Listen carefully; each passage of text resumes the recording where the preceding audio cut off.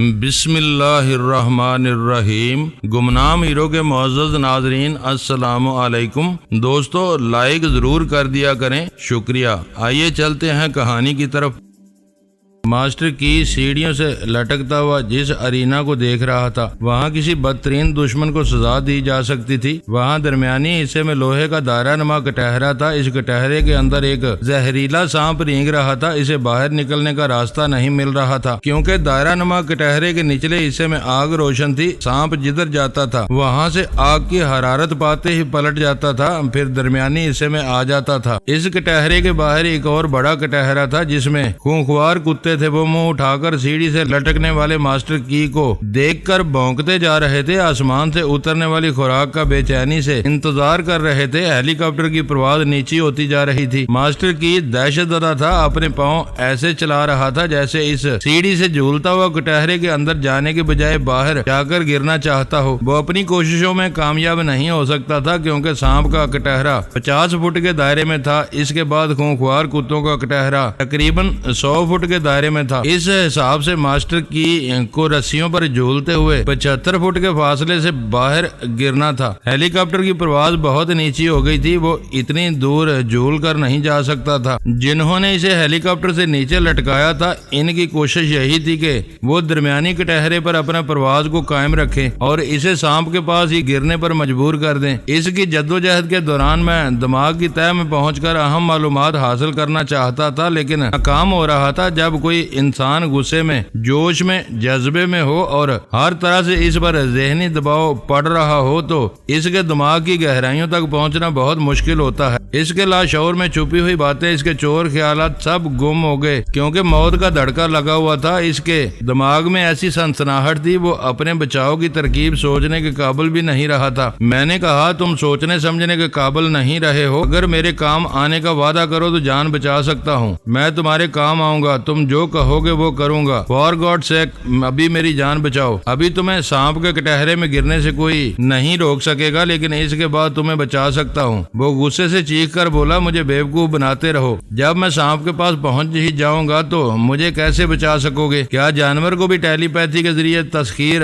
کر لو گے؟ ایسا کہتے ہوئے اس نے سر اٹھا کر ہیلی کاپٹر کی طرف دیکھا۔ وہ جس رسی کی سیڑھی سے لٹکا ہوا تھا، اس کا ایک سرا کاٹ دیا گیا تھا۔ اسے دھمکی دی گئی تھی کہ وہ اوپر چڑھتا ہوا ہیلی کاپٹر تک پہنچنے کی کوشش کرے گا تو دوسری رسی بھی کاٹ دی جائے گی، لیکن اب دوسری رسی کے بھی کٹنے کا وقت آ گیا تھا۔ ہیلی کاپٹر پرواز کرتے ہوئے نیچے آ گیا تھا۔ وہ سانپ کے کٹہرے کے اندر پہنچ کر لٹکنے لگا تھا۔ ادھر سے ادھر جھولتا ہوا کٹہرے کی آہنی سلاخوں پر لاتیں مار رہا تھا۔ کبھی اس سلاخ کے پاس جاتا تھا، پھر لات مار کر دوسری طرف والی سلاخ تک پہنچ جاتا تھا۔ ہیلی کاپٹر کے کھلے ہوئے دروازے پر ایک شخص جھکا ہوا تھا اور ہاتھ بڑھا کر رسی کو کاٹ رہا تھا۔ اس نے سر اٹھا کر دیکھا تو ایک دم سے گھبرا گیا۔ وہ رسی کی سیڑھی پہلے ہی آدھی کٹی ہوئی تھی، اب اور کٹنے والی تھی۔ وہ اسے پکڑ کر اوپر جانا چاہتا تھا۔ میں نے کہا، رک جاؤ، اوپر پہنچنے سے پہلے ہی رسی کٹ جائے گی۔ وہ جھنجھلا کر بولا، تم چاہتے ہو میں زندہ رہنے کی کوشش نہ کروں؟ میں چاہتا ہوں تم کسی طرح زندہ رہ سکو،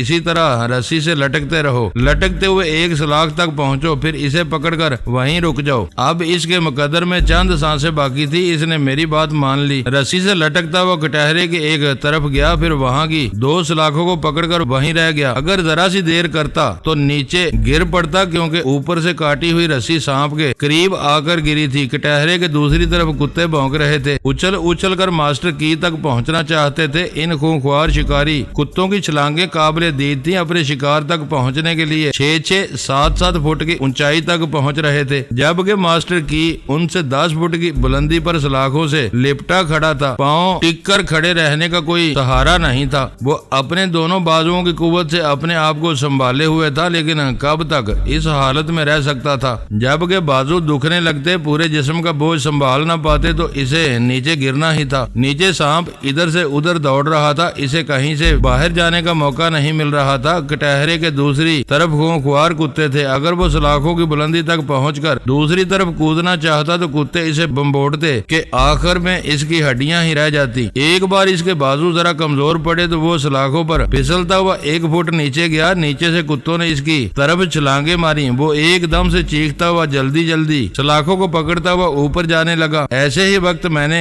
पूछा, अपने सिंडिकेट की कमजोरियां बताओ। एक तो इसकी जान पर बनी हुई थी, नीचे से खूंखार कुत्ते करीब पहुंचना चाहते थे, जान बचाने का रास्ता नहीं था, वो कितना ऊपर चढ़ सकता था। दूसरी तरफ पहुंचने पर कुत्तों से वास्ता पड़ता। ऐसे में मैंने सिंडिकेट की कमजोरियां पूछी तो वो गुस्से से गालियां देने लगा, कहने लगा बचाओ, पहले मुझे बचाओ। गालियां भी देते हो और हमदर्दी की तवक्को भी रखते हो। मुझे माफ कर दो, मैं गुस्से में जाने क्या बक रहा हूँ। मुझे यहाँ से बाहर निकालो, मैं जिंदगी भर तुम्हारा गुलाम बनकर रहूंगा। समझ लो, तुम्हें गुलाम बनाने के लिए इंटरव्यू ले रहा हूँ। इस इंटरव्यू का पहला सवाल वही है, जवाब दो। मेरी समझ में नहीं आ रहा, मैं तुम्हें क्या बताऊं, मेरा दिमाग काम नहीं कर रहा है। जिसका दिमाग काम ना करे वो मेरा गुलाम कैसे बन सकता है? मुझे अफसोस है, मैं जा रहा हूँ। वो चीखने लगा, नहीं नहीं, तुम नहीं जा सकते, फॉर गॉड सेक। मैं सोचता हूँ, सोचकर बताता हूँ। जितनी जल्दी बताओगे इतनी ही जल्दी निजात पाओगे। मास्टर की सिंडिकेट में हम 7 पार्टनर हैं। मुझे किसी तरह बचा लो, मैं सिंडिकेट में वापस नहीं जाऊंगा। बाकी 6 पार्टनरों तक कैसे पहुंचा जा सकता है? बहुत मुश्किल है, वो शायद ही तुम्हारे हाथ आ सके। हाँ, अगर किसी ने मेरी तरह तुम्हारे सामने आने और तुमसे टकराने की कोशिश की तो तुम इसके दिमाग तक पहुंच सकोगे।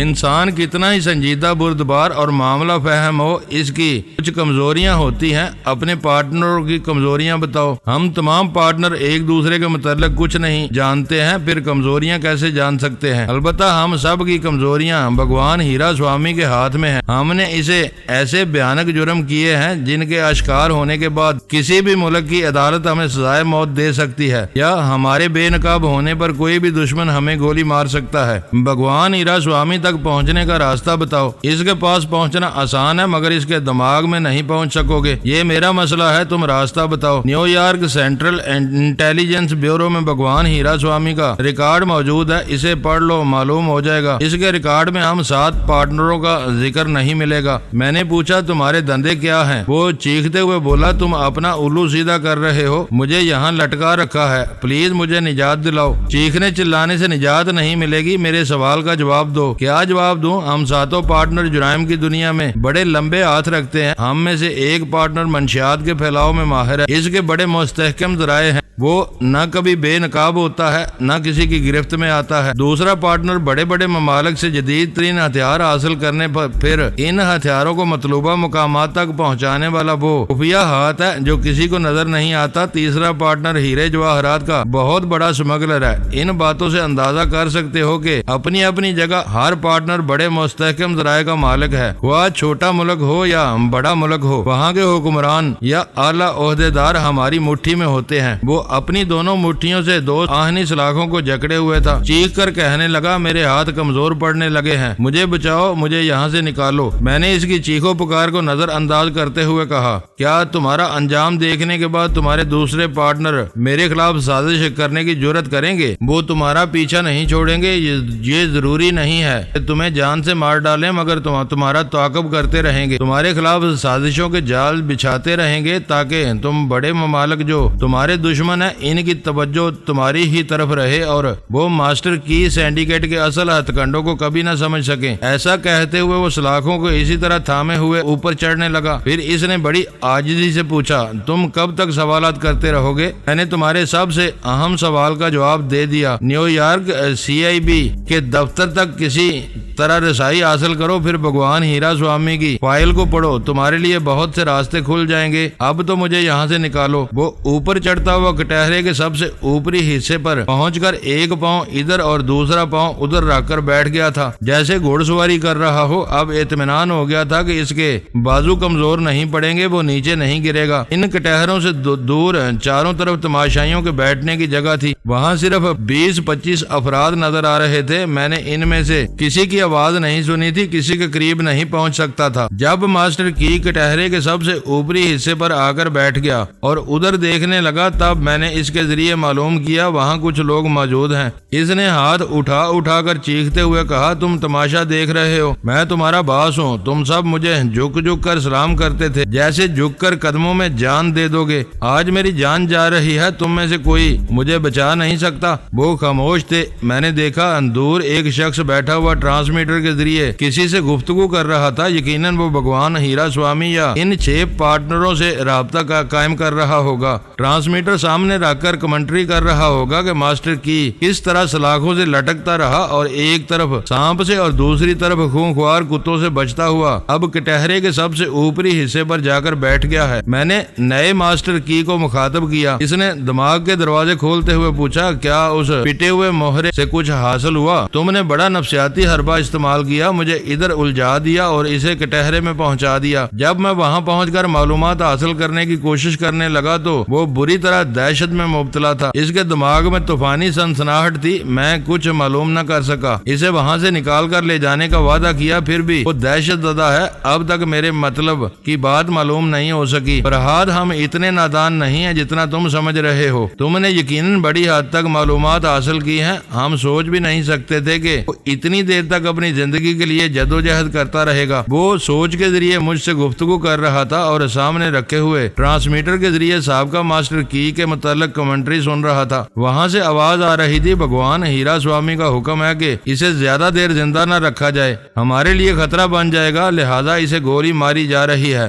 میں نے فوراً ہی سابقہ ماسٹر کی کے دماغ میں چھلانگ لگائی۔ اس کے ساتھ ہی مجھے فائرنگ کی آواز سنائی دی۔ گولی اس کے بازو میں آ کر لگی تھی۔ وہ ایک دم سے تڑپ گیا، بے حال ہو کر نیچے گرنا ہی چاہتا تھا، پھر دوسرے بازو سے کٹہرے کو تھام کر سنبھل گیا۔ بازو میں بست ہونے والی گولی انگارے کی طرح دہک رہی تھی۔ وہ ایسے جھک گیا تھا جیسے کوئی گھڑ سوار نڈال ہو کر سامنے طرف ڈلک جاتا ہے۔ اس کا سر چکرا رہا تھا، نگاہوں کے سامنے زہریلا سانپ اور بھونکتے ہوئے کتے ایک دوسرے میں گڈ مڈ ہو رہے تھے۔ ایسا لگتا تھا جیسے زمین کی سطح سے اٹھ کر اس کے پاس چلے آ رہے ہوں، لیکن ایسی بات نہیں تھی۔ وہ خود ان کی طرف جا رہا تھا۔ اس نے بڑے کرب سے، بڑی التجا سے کہا، فرہاد بچا لو، میں فرہاد ہوں، جادوگر نہیں ہوں۔ ٹھیک ایسا ہی وقت مرجانہ پر آ پڑا تھا۔ میرا بھائی سجاد علی بھی کوما سے نکلنے کے باوجود ایڑیاں رگڑتا ہوا مر گیا۔ میں انہیں اس دنیا سے رخصت ہوتے دیکھ رہا تھا، مگر دشمنوں کا کچھ بگاڑ نہیں سکتا تھا، اپنے جانثار ساتھیوں کی مدد نہیں کر سکتا تھا۔ میں نے ان محبت کرنے والی ہستیوں کی قسم کھائی تھی کہ کسی دشمن پر ترس نہیں کھاؤں گا۔ تم بڑے کرب سے، بڑے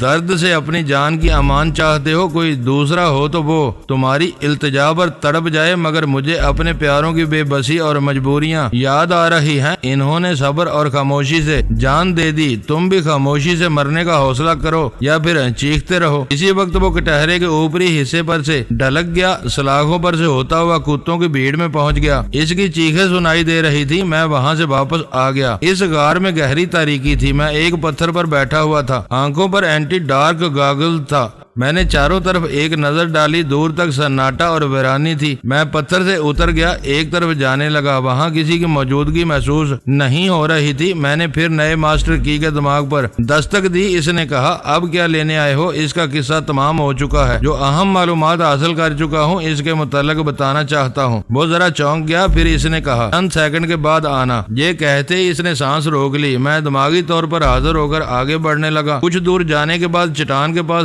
جا کر رک گیا۔ اس کے دماغ پر دستک دی۔ اس نے کہا، ہاں میں سن رہا ہوں، تم نے کیا معلومات حاصل کی ہیں؟ جب میں بھگوان ہیرا سوامی کے دماغ میں تھا تو اس کے ذریعے 6 ریوالونگ کرسیاں دیکھی تھی۔ وہ 6 کرسیاں باری باری گھوم کر کہہ رہی تھی کہ وہ ماسٹر کی ہیں، حالانکہ ماسٹر کی ایک وقت میں ایک ہی ہوتا ہے۔ تم درست کہہ رہے ہو، لیکن یہ تو کوئی معلومات نہ ہوئی۔ آگے سنتے جاؤ۔ ابھی تم 6 پارٹنروں میں سے کوئی بھی ماسٹر کی نہیں ہے، البتہ تم اس کے قائم مقام ہو۔ تم سوچ رہے ہو کہ میں نے پھر بھی کوئی اہم معلومات حاصل نہیں کی۔ کیا تم کوئی چونکا دینے والی بات کرنا چاہتے ہو؟ بے شک ابھی چونک جاؤ گے، پہلے ایک سوال کا جواب دو۔ میں خیال خوانی کے ذریعے تمہارے دماغ میں بات کر رہا ہوں، تم میری باتوں کا جواب سوچ کے ذریعے دے سکتے ہو، مگر جواباً زبان سے بولتے ہو، یعنی تم محض ایک اعلی کار ہو اور میری باتیں باقی 6 پارٹنروں تک پہنچا رہے ہو۔ وہ ذرا گڑبڑا گیا، جس کرسی پر بیٹھا تھا اس پر سیدھا ہو گیا۔ میں نے کہا، سیدھی بات سننا چاہتے ہو تو سنو۔ جو قائم مقام ماسٹر کی ہے وہ تمہارے آس پاس یا تمہارے پیچھے کہیں بیٹھا ہوا تمہاری زبان سے وہ ساری باتیں سن رہا ہے جو ہمارے درمیان ہو رہی ہیں۔ میں نے ایک ذرا توقف کے بعد کہا، جب وہ ماسٹر کی بازو پر گولی لگنے کے بعد نیچے جھولنے لگا تھا، اسی وقت میں اس کے دماغ کے تہہ خانے میں پہنچ گیا تھا اور یہ معلومات حاصل کی تھی۔ میں پھر چند ساعتوں کے لیے چپ رہا۔ کوئی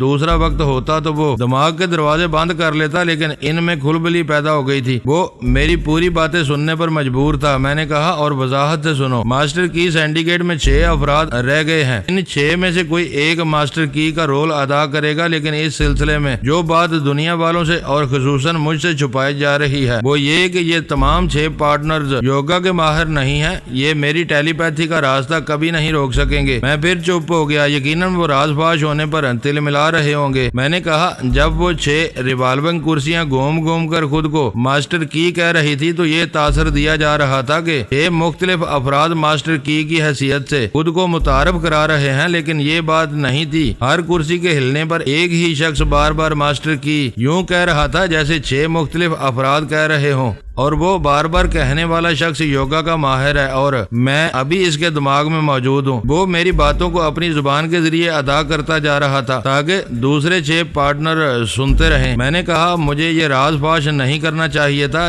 چپ چاپ ماسٹر سینڈیکیٹ کے 6 اہم افراد تک پہنچنا چاہیے تھا۔ ویسے میں یہ انکشاف کرتا یا نہ کرتا، مجھے تم لوگوں تک پہنچنا ہی ہے۔ میری زندگی میں بڑے زبردست نادیدہ دشمن آئے، انہوں نے مجھے چیلنج کیا کہ انہیں پردہ راز سے نکال نہیں سکتا، کبھی بے نقاب نہیں کر سکتا، اور یہ تو دنیا دیکھ رہی ہے کہ انہیں کس طرح بے نقاب کرتا آ رہا ہوں۔ اب 6 پارٹنروں کی باری ہے، میں دیر سویر ضرور پہنچوں گا، لیکن جب تک نہیں پہنچوں گا ان کی نیندیں اڑتی رہیں گی۔ یہ کہتے ہی میں دماغی طور پر حاضر ہو گیا، مجھے کچھ آہٹ سی سنائی دے رہی تھی۔ میں دور دور تک نظر دوڑانے لگا، وہ غار ابھی تک ویران نظر آ رہا تھا مگر ضرور کوئی موجود تھا۔ میں نے چٹان کی آڑ میں پہنچ کر ذرا بلند آواز سے کہا جو کوئی بھی ہے مجھے دشمن نہ سمجھے، میں مائیکل گارسن ہوں۔ دور ایک پتھر کے پیچھے ہلکی سی آہٹ سنائی دی، پھر کوئی لڑکی ترکی زبان بولتے ہوئے اس کے پیچھے سے نکل آئی۔ وہ وہی رہنما ساتھی تھی جو مجھے اس غار تک لے کر آئی تھی، وہ پھر میری رہنما بن گئی۔ میں اس کے ساتھ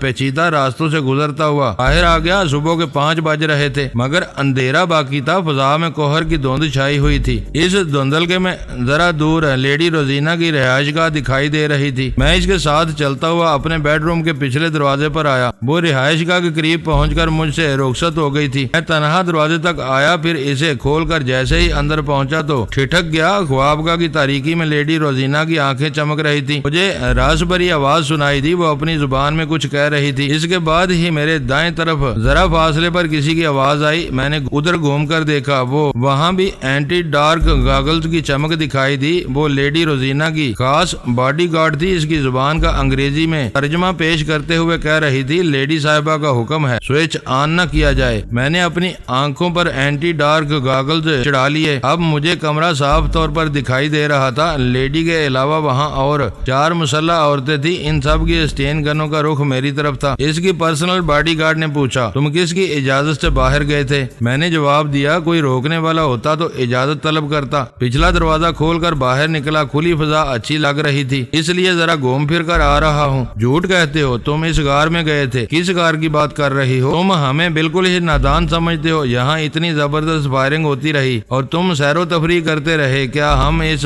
بات کو مان لیں؟ بے شک زبردست فائرنگ ہو رہی تھی لیکن ادھر ایک گولی بھی نہیں آئی۔ میری سمجھ میں آیا کہ لیڈی روزینہ کے فوجی رات کو نشانہ بازی کی مشقیں کر رہے ہیں، کوئی خطرہ نہیں ہے، لہٰذا میں تفریح کرتا رہا۔ وہ میری باتوں کا ترجمہ اپنی لیڈی کو سناتی رہی۔ میں نے جمع ہی لینے کے بعد کہا نیند آ رہی ہے۔ لیڈی روزینہ نے کہا جو بے تحاشا فائرنگ کو چاند ماری سمجھ رہا ہو وہ یقیناً فرہاد ہی ہو سکتا ہے، اس سے پوچھو یہ کب تک مائیکل کے خول میں چھپا رہے گا؟ میں دوبارہ اس کا طبی معائنہ کراؤں؟ میں نے دونوں ہاتھ اٹھا کر کہا اس کی ضرورت نہیں ہے، میں تمہاری پرسنل باڈی گارڈ کے ذریعے تمہاری باتوں کا ترجمہ سمجھ رہا ہوں۔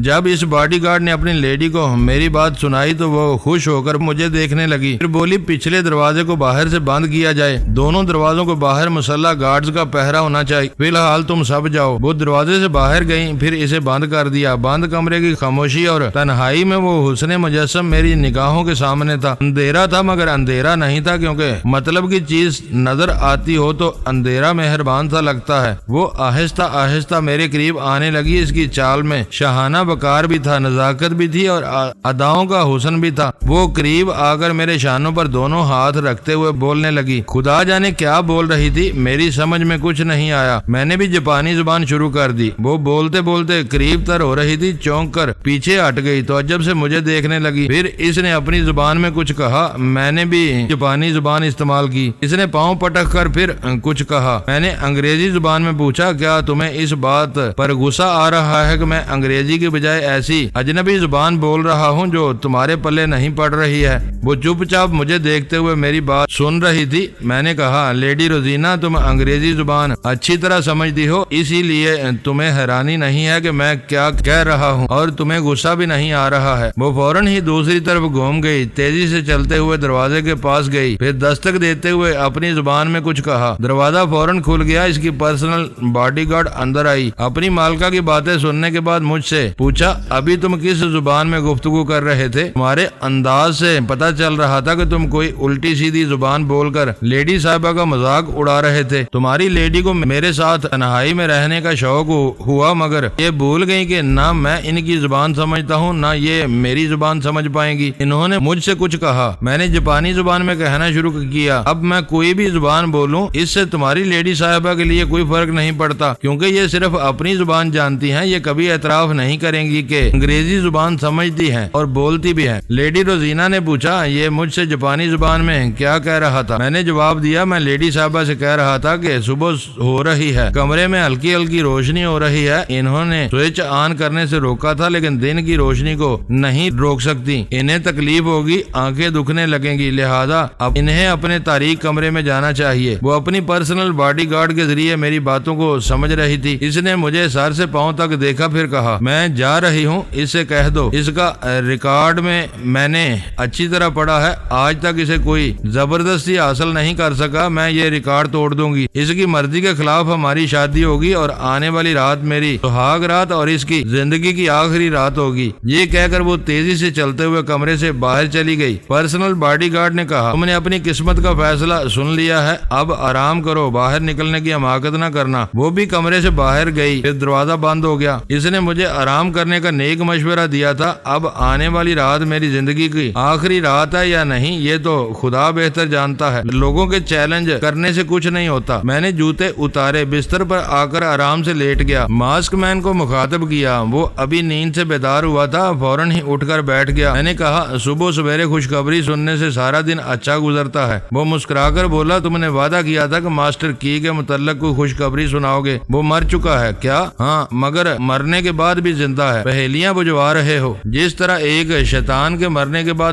درجنوں شیطان پیدا ہو جاتے ہیں، اسی طرح ابھی آدھے درجن ماسٹر کی موجود ہیں۔ میں نے ماسک مین کو بھگوان ہیرا سوامی اور ماسٹر کی سینڈیکیٹ کے 6 اہم افراد کے متعلق مختصر طور پر بتایا۔ اس نے تمام باتیں سننے کے بعد کہا، یہ اچھا ہوا کہ وہ 6 اہم افراد جو وقتاً فوقتاً ماسٹر کی بن کر تمہارے معاملات میں مداخلت کرنے والے تھے، ان کی اصلیت معلوم ہو گئی۔ وہ یوگا کے ماہر نہیں ہیں، یہ بات انہیں بتا کر تم نے واقعی ان کی نیندیں اڑا دی ہیں، ان پر اچھا نفسیاتی اثر ڈالا ہے، وہ اپنے تحفظ کے لیے ضرور کوئی نہ کوئی حماقت کرتے رہیں گے۔ میں نے کہا، ہر بڑا ملک اپنے ہاں تیار ہونے والے ہتھیاروں کو دوسرے ملکوں میں پہنچانا چاہتا ہے، جہاں پہنچا نہیں سکتا وہاں خفیہ ایجنٹوں اور دہشت گردوں کے ذریعے پہنچایا جاتا ہے۔ آپ کا ملک بھی یہی کرتا ہے۔ کیا مجھے شرمندہ کرنا چاہتے ہو؟ مجھے سیاست سے کوئی دلچسپی نہیں ہے، میں آپ کو شرمندہ کرنا نہیں چاہتا، اپنی معلومات کے لیے پوچھ رہا ہوں۔ آپ کی فہرست میں ایسے خفیہ ایجنٹ اور دہشت گرد ہوں گے جو آپ کے ہاں تیار ہونے والے ہتھیاروں کو دوسرے ملکوں میں پھیلاتے ہیں۔ میں ان ایجنٹوں کے نام چاہتا ہوں۔ ماسٹر کی سینڈیکیٹ میں جو 6 افراد ہیں، ان میں سے ایک شخص ہتھیاروں کا خفیہ ایجنٹ ہے، ان ہتھیاروں کے ذریعے وہ کروڑوں ڈالر حاصل کرتا ہے۔ میں تمہاری بات سمجھ گیا، 1 گھنٹے کے اندر ایسے ایجنٹوں کی فہرست تمہیں پیش کر سکتا ہوں۔ اب تو میں سونے جا رہا ہوں، بیدار ہونے کے بعد آپ سے رابطہ قائم کروں گا۔ میں نے رابطہ ختم کرنے کے بعد ریڈ پاور کے باس کو مخاطب کیا، پھر اس سے کہا، نیو یارک کے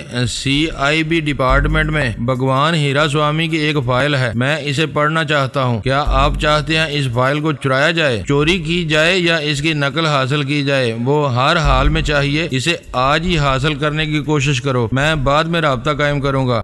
میں واپس آ گیا۔ خوابگاہ کے دونوں دروازے باہر سے بند تھے، باہر والے کسی بھی وقت کھول کر اندر آ سکتے تھے۔ جب مجھے باہر جانے کی اجازت نہیں تھی تو میں بھی انہیں اندر آنے کا موقع نہیں دینا چاہتا تھا۔ میں نے دونوں دروازوں کو اندر سے بند کیا، پھر آ کر آرام سے لیٹ گیا، اپنے جسم کو ڈھیلا چھوڑ دیا، آنکھیں بند کی، دماغ کو ہدایت دی، پھر نیند کی غفلت غفلت بری دنیا میں پہنچ گیا۔ شیبہ اور آمنہ دشمنوں کے درمیان تھی، مجھے ان کی خبر لینا چاہیے تھی، مگر یہ اطمینان تھا کہ دشمن فی الحال کوئی نقصان نہیں پہنچائیں گے۔ شیبہ کو راضی رکھنے کی خاطر آمنہ کو بھی برداشت کر لیں گے۔ میرے سوتے رہنے کے دوران لیڈی روزینہ کی رہائش گاہ میں کیا ہوتا رہا یہ ابھی بیان کر رہا ہوں۔ اس کی پرسنل باڈی گارڈ میرے کمرے سے جانے کے بعد اپنی لیڈی صاحبہ سے کہا، میں آپ سے کچھ عرض کرنا چاہتی ہوں۔ روزینہ نے پوچھا، کیا بات ہے؟ آپ فرحاد کے سلسلے میں اتنا سخت فیصلہ نہ کریں تو بہتر ہے۔ تم اس کی حمایت کر رہی ہو، میں آپ کی حمایت میں بول رہی ہوں۔ آپ نے غار سے نکل کر آنے کے بعد اپنے فارم کے اطراف مسلح سپاہیوں سے رپورٹ لی تھی۔ ان کا بیان ہے کہ ماسٹر کی کے آدمیوں کے پاس بھاری مشین گنیں تھی، لیکن انہوں نے وہ مشین گنیں اپنے ہی آدمیوں پر استعمال کی۔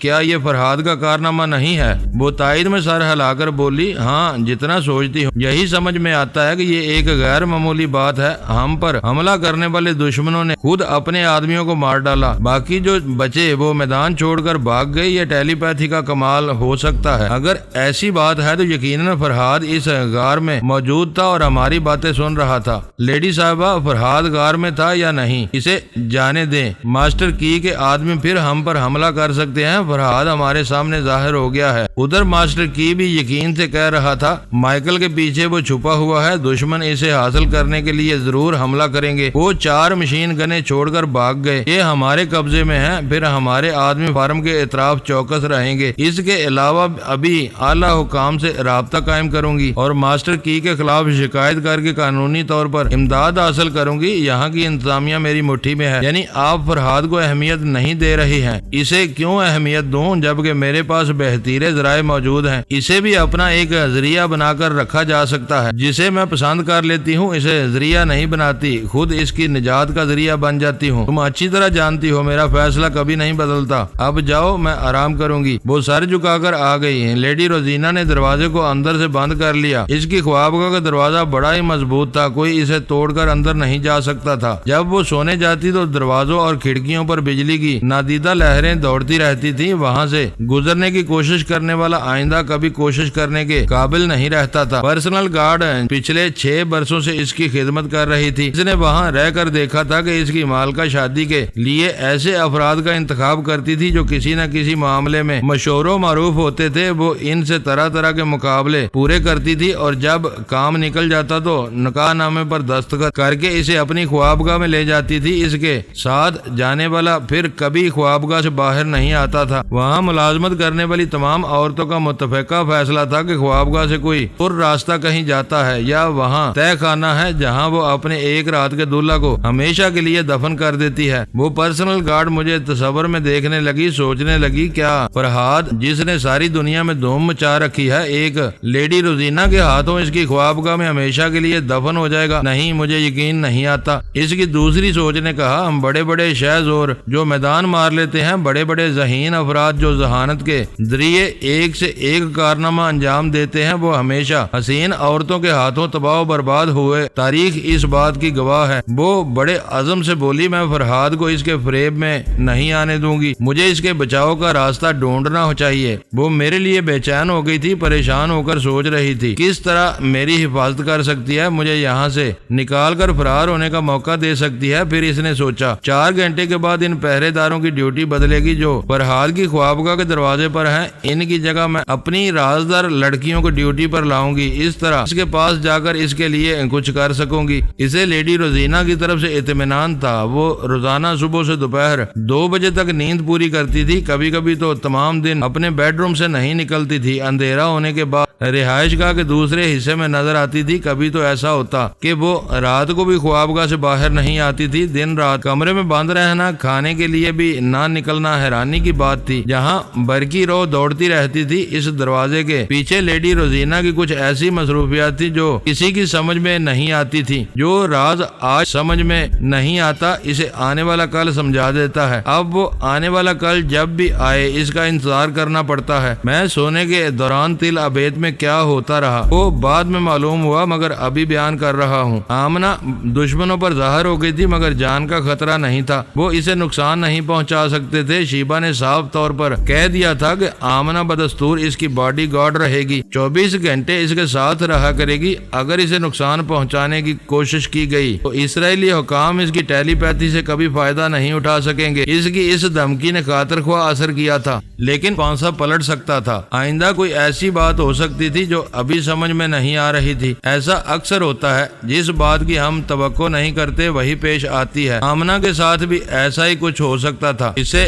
ظاہر نہیں ہونا چاہیے تھا، لیکن وہ بھی مجبور تھی۔ کمانڈو ایکس کو چیلنج نہ کرتی تو شیبا کی عزت محفوظ نہ رہتی۔ بہرحال کمانڈو ایکس جو شہ زور تھا، بڑے تم تراغ سے منظر عام پر آیا تھا اور بڑے ڈرامائی انداز میں شیبا کو اغوا کر کے تل ابید لے گیا تھا۔ اس قدر اہم کارنامہ انجام دینے کے باوجود اسے گولی مار دی گئی تھی۔ اسے ختم کر دینے کی دو وجوہات تھیں۔ ایک تو یہ کہ اس کے دماغ کا راستہ ٹیلی پیتھی کے لیے کھل گیا تھا۔ جب تک وہ زخمی رہتا ہم اس کے دماغ میں پہنچ کر طرح طرح کی معلومات حاصل کرتے رہتے، اور وہ یہ نہیں چاہتے تھے۔ اس کے علاوہ وہ شیبا کو خوش کر رہے تھے، یہ تاثر دے رہے تھے کہ وہ کتنی اہم ہے۔ اس کی خاطر کمانڈو ایکس کی ایک غلطی معاف نہیں کی گئی اور سزائے موت دی گئی۔ شیبا کو ایک چھوٹے سے عالیشان محل میں رکھا گیا تھا۔ اس کی خوابگاہ کا دروازہ اندر سے بند نہیں ہو سکتا تھا۔ اس نے کمانڈو ایکس کی مجرمانہ جرأت کے بعد اعتراض کیا، اس کمرے کے دروازے کو اندر سے بند کرنے کے انتظامات کیے جائیں، ورنہ وہ اطمینان اور سکون سے سو نہیں سکے گی۔ دروازے کو اندر سے بند کرنے کے فوراً ہی انتظامات کر دیے گئے تھے۔ آمنہ نے اسے اندر سے بند کرنے کے بعد کہا، شیبا تم آرام سے سو جاؤ، میں جاگتی رہوں گی۔ وہ مسکراتے ہوئے پاس آ کر بولی، تم سچ مچ باڈی گارڈ نہیں ہو کہ میرے لیے جاگتی رہو۔ جناب شیخ صاحب نے میرے لیے یہی ڈیوٹی مقرر کی ہے۔ تمہارے سامنے کوئی ملکہ عالیہ نہیں ہے کہ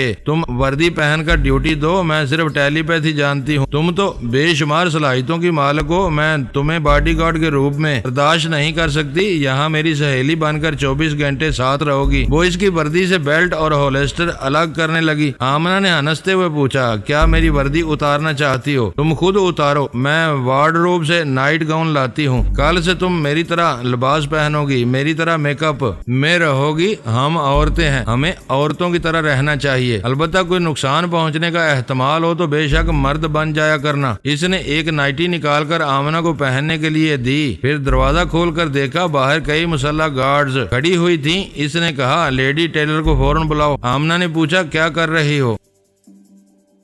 دوستو ویڈیو کو لائک ضرور کر دیا کریں۔ ISI پاک آرمی زندہ باد، پاکستان پائندہ باد۔ معزز ناظرین، اپنا خیال رکھیے گا اور اپنے اس چینل کا بھی شکریہ۔